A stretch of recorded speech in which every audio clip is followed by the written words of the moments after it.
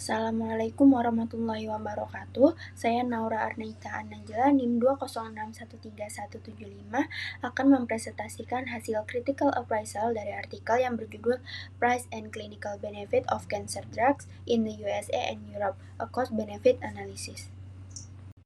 Baik, untuk critical appraisal kali ini saya menggunakan Drummond checklist. Untuk checklist yang pertama, apakah pertanyaan yang diajukan telah didefinisikan dengan baik dalam bentuk yang dapat dijawab? Jawabannya iya, karena dari 3 subpertanyaan tersebut tertera pada artikel.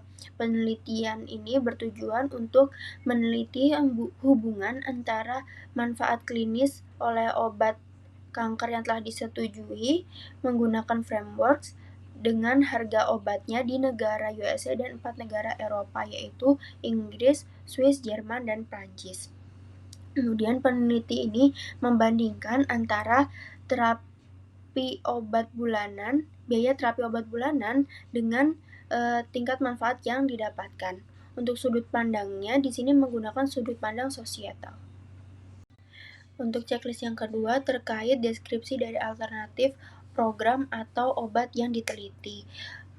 Untuk pertanyaan pertama, apakah ada alternatif penting yang terlewatkan? Mungkin ada alternatif lain dari intervensi untuk solid dan hematological cancer. Jadi obat cancer yang diteliti di sini digunakan untuk solid cancer dan hematological cancer.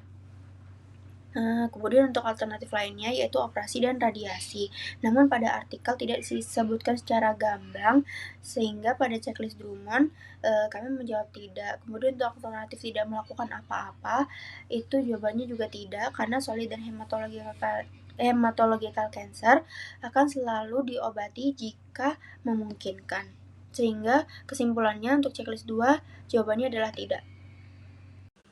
Selanjutnya, checklist ketiga, apakah efektivitas program atau layanan telah ditetapkan?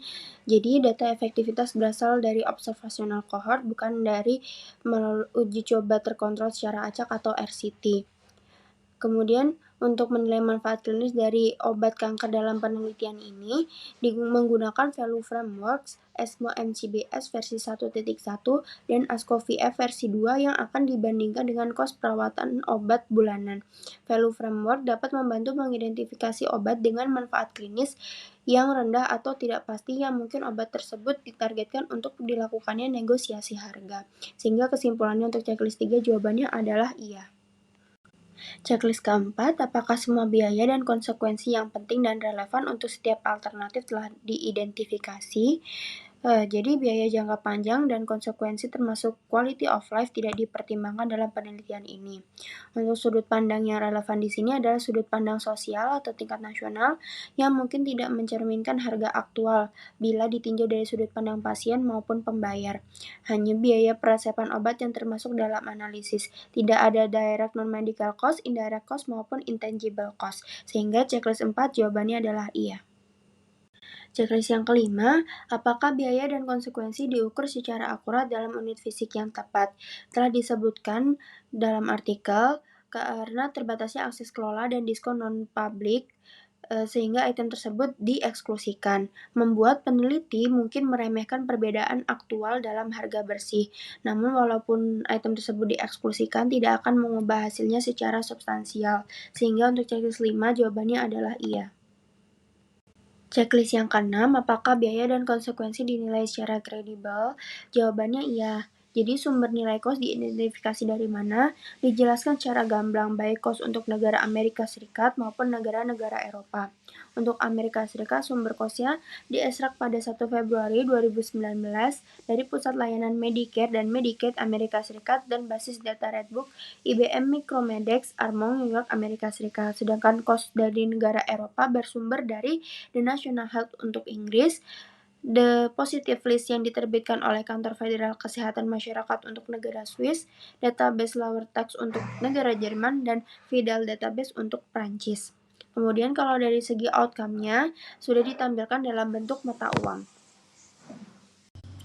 Kemudian checklist 7, apakah biaya dan konsekuensi disesuaikan untuk waktu yang berbeda?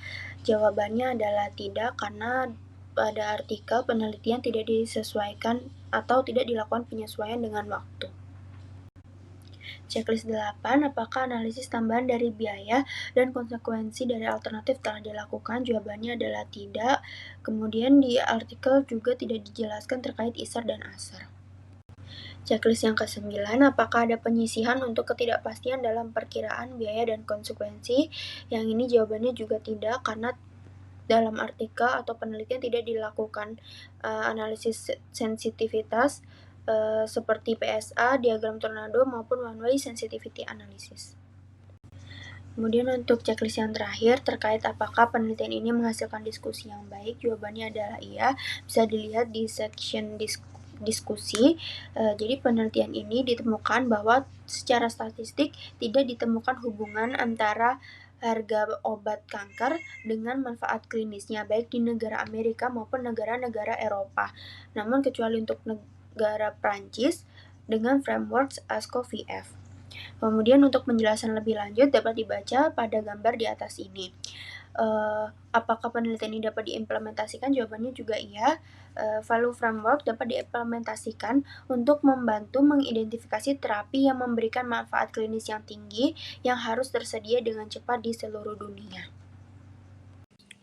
Sekian presentasi dari saya mengenai Critical Appraisal Article Cost Benefit Analysis menggunakan checklist Drummond. Terima kasih atas perhatiannya. Wassalamualaikum warahmatullahi wabarakatuh.